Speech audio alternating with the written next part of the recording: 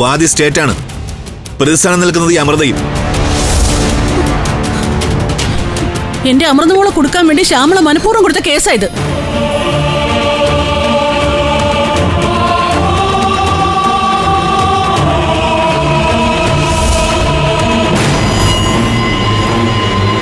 ഇതൊരു കെട്ടിച്ചമച്ച കള്ളക്കേസാണെന്ന് ഏതൊരു കൊച്ചുകുട്ടിക്ക് മനസ്സിലാവും.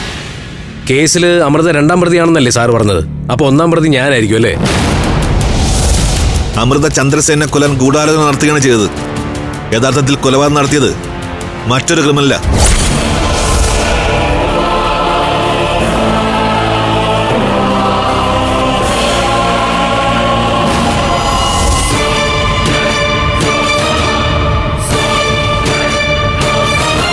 വർഷങ്ങൾക്ക് മുമ്പ് ഒരാളെ കൊലപ്പെടുത്തിയതിന്റെ പേരിൽ ജീവപര്യന്തം ജയിൽ ശിക്ഷ അനുഭവിച്ച് പുറത്തിറങ്ങിയ ആളാ ഈ കൃത്യം നടത്തിയത്. ആളുടെ പേര് അനന്തകൃഷ്ണൻ എന്നാ.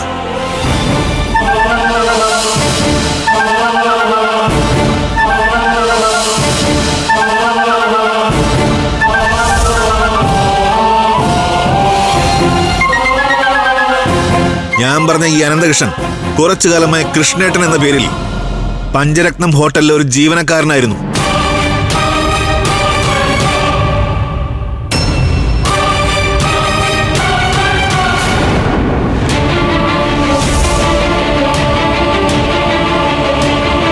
കൃഷ്ണേട്ടൻ എന്ന പേരിൽ അറിയപ്പെട്ട അനന്തകൃഷ്ണൻ വേറെ ആരുമല്ല, ഈ നിൽക്കുന്ന അഭിമന്യുവിന്റെ അച്ഛനാ.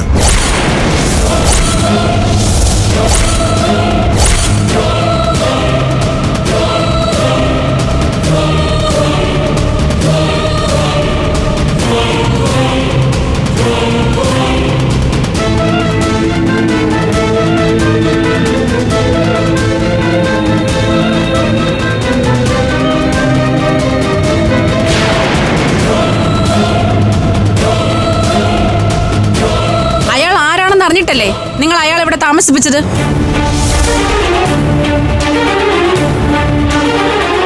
ചോദിച്ചത് കേട്ടില്ലേ? അനന്തകൃഷ്ണൻ അഭിമന്യുവിന്റെ അച്ഛനാണെന്ന് അറിഞ്ഞുകൊണ്ട് തന്നെയല്ലേ നിങ്ങൾ അയാളെ ഇവിടെ താമസിപ്പിച്ചത്?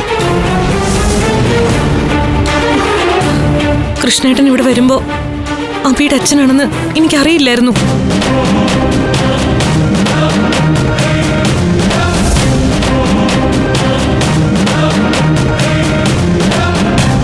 കല്ല് വെച്ച നുണ പറഞ്ഞ് ഇനിയും പിടിച്ചു നിൽക്കാനാണ് ഭാവമെങ്കിലേ അത് നടക്കില്ല.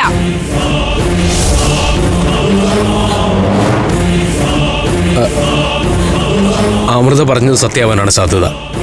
അയാൾ എൻ്റെ അച്ഛനാണെന്ന് അറിഞ്ഞിരുന്നെങ്കിൽ അമൃത ഒരിക്കലും അയാളെ ഇവിടെ താമസിപ്പിക്കില്ലായിരുന്നു.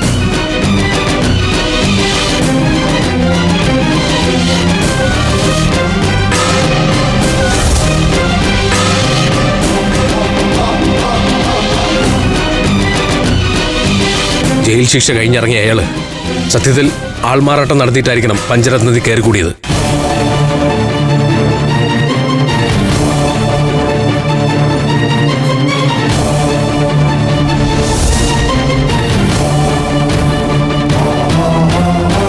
ആ ക്രിമിനൽ നടത്തിയ കൊലപാതകത്തിന് അമൃത എങ്ങനെ ഉത്തരവാദിയാവും?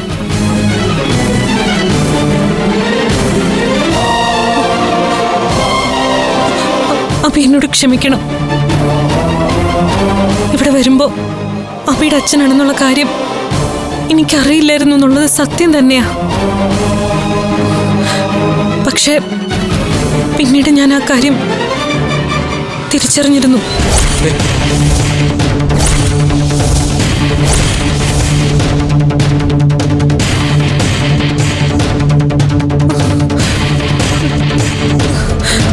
അഭി അച്ഛനോട് ക്ഷമിക്കുന്ന ഒരു വിശ്വാസം എനിക്കുണ്ടായിരുന്നു. ആ വിശ്വാസത്തിന്റെ പുറത്താ ഞാൻ അദ്ദേഹത്തിന് സംരക്ഷണം നൽകിയത്.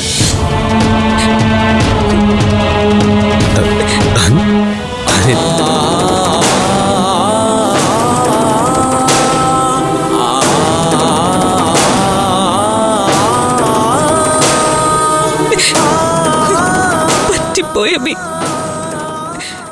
ഫ്ലവേഴ്സ് ടിവിയുടെ സ്മാർട്ട് ഷോയിൽ പങ്കെടുക്കാൻ നിങ്ങളെ ക്ഷണിക്കുന്നു. ഉടൻ തന്നെ ഈ നമ്പറിലേക്ക് വിളിക്കുക. 7593829838. ഫ്ലവേഴ്സ് സ്മാർട്ട് ഷോ ഉടൻ വരുന്നു ഫ്ലവേഴ്സ്.